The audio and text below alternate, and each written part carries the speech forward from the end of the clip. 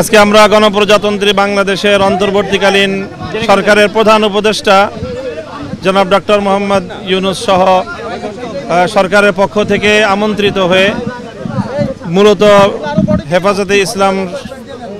হেফাজতে ইসলামের সংশ্লিষ্ট রাজনৈতিক দলগুলো বাংলাদেশ খেলাফত মজলিস, জমিয়ত উলামায়ে ইসলাম, নেজামে ইসলাম, খেলাফত আন্দোলন সহ আমরা এখানে আহত হয়েছিলাম। আন্তরিক 5-6টা দল, সবগুলো দলের নামই বললাম আমি। তো সেখানে আমরা আন্তরিক পরিবেশে মাননীয় প্রধান উপদেষ্টার সাথে এবং অন্যান্য আরও কয়েকজন উপদেষ্টা সেখানে উপস্থিত ছিলেন। তাদের সঙ্গে আমরা মত বিনিময় করেছি। প্রধানত আমরা তাদেরকে ধন্যবাদ জানিয়েছি বাংলাদেশের এই ক্রান্তিকালে দেশের দায়িত্ব গ্রহণ করার জন্য এবং আজকের এই আয়োজন করার জন্য।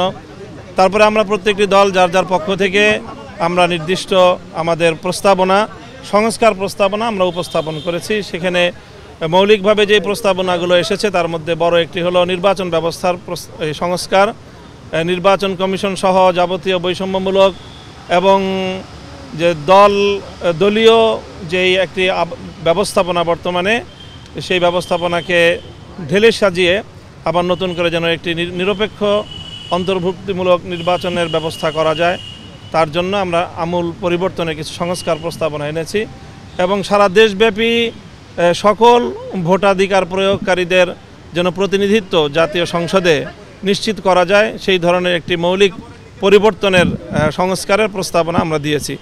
বর্তমান যেই বিদ্যমান যে নির্বাচনী ব্যবস্থা রয়েছে তাতে দেখা যায় যে সর্বোচ্চ 30 থেকে 35% মানুষের প্রতিনিধিত্ব, ভোটারদের প্রতিনিধিত্ব জাতীয় সংসদে থাকে।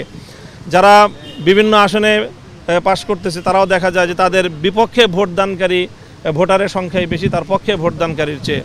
কাজে এই ব্যবস্থাটির আমূল সংস্কার এনে যেন এমন একটি ব্যবস্থা হয় যাতে ম্যাক্সিমাম এবং সকল ভোটাধিকার প্রয়োগকারীদেরই প্রতিনিধিত্ব কোনো না কোনোভাবে যেন জাতীয় সংসদে নিশ্চিত করা যায়। এছাড়াও বিচার বিভাগ, শিক্ষা বিভাগ এবং প্রশাসনে আমূল পরিবর্তনের, প্রশাসনের মধ্যে দেশের মধ্যে যে বিশেষ করে যে এককেন্দ্রিক, যে প্রধানমন্ত্রী কেন্দ্রিক যে ক্ষমতা কুক্ষিগত করে রাখার যে একটি আয়োজন, যেখান থেকেই মূলত স্বৈরতন্ত্রের উদ্ভব, সেই জায়গাটায় যেন ভারসাম্য তৈরি করা হয়, সাংবিধানিক প্রস্তাবনা আনার প্রস্তাব করা হয়েছে।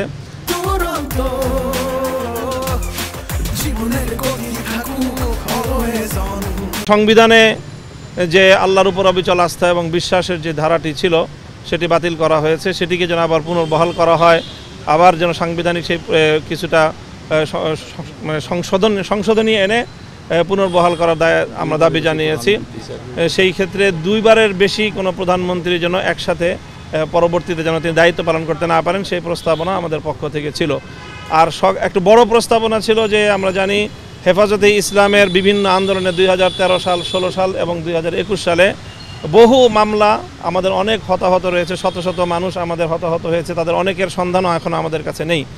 আমরা সেই ব্যাপারে সহযোগিতা চেয়েছি যেন আমাদের সকল শহীদদের এবং নিখোঁজ মানুষদের কোনো একটি নিরপেক্ষ সুন্দর একটি প্রতিবেদন যেন আমাদের সামনে আসতে পারে এবং সকল হত্যাকাণ্ডের যেন বিচারের ব্যবস্থা, বিশেষ করে ট্রাইব্যুনাল গঠন করে হলেও দ্রুত বিচারের ব্যবস্থার যেন লেন্দি কোনো প্রক্রিয়া যেন না যায়, অতি দ্রুত সেই বিচারের ব্যবস্থায়, বিচারের আওতায় যারা মূলত দায়ী এবং তাদেরকে যারা নির্দেশদাতা, যারা সংশ্লিষ্ট ছিল তাদের সকলের জন্য বিচারের একটা আয়োজন করা যায়, সে ব্যাপারেও আমরা দাবি জানিয়েছি।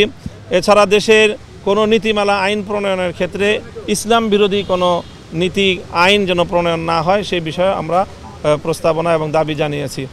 এবং হেফাজতে ইসলামের সকল মামলাগুলো, প্রায় 3 শতাধিক মামলা দেশব্যাপী 2013 সাল থেকে 2021 সাল পর্যন্ত হেফাজতে ইসলামের নেতাকর্মীদের বিরুদ্ধে দায়ের হয়েছে, সেই মামলাগুলো যেন অতি দ্রুত একটি নির্বাহী আদেশের মাধ্যমে এবং আইনি প্রক্রিয়ার মাধ্যমে এটি যেন দ্রুত প্রত্যাহারের ব্যবস্থা হয় এবং সেটির জন্য আমরা 1 মাসের একটি সময়সীমা আমরা ওনার কাছ থেকে চেয়েছি যে এই 1 মাসের মধ্যেই যেন এই সকল মামলাগুলো যেন প্রত্যাহার করা হয়।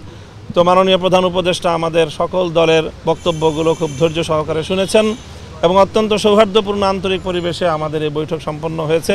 তিনি আমাদের সকলকে ধন্যবাদ জানিয়েছেন এবং আগামী দিনে অন্তর্বর্তীকালীন সরকারকে রাষ্ট্র পরিচালনায় সহযোগিতা করার জন্য তিনি আহ্বান জানিয়েছেন এবং আমরা তার সেই আহ্বানে সাড়া দেওয়ার প্রত্যয় ব্যক্ত করেছি। সেই সাথে যেন একটি যৌক্তিক সময় নিয়ে সংস্কারগুলো করে তারপরে যেন অযথা কাল বিলম্ব না করে নির্বাচনের ব্যবস্থা যেন নির্বাচনের আয়োজন করেন সেই বিষয়টি আমরা বলেছি এবং মাননীয় প্রধান উপদেষ্টাও এই কথার সঙ্গে একমত পোষণ করেছেন যে প্রয়োজনীয় সংস্কারের পর কাল বিলম্ব না করে তারাও নির্বাচনের দিকে চলে যেতেই আগ্রহী এবং সেই ধরনের তারা প্রস্তুতি এবং তারা আয়োজন করছেন।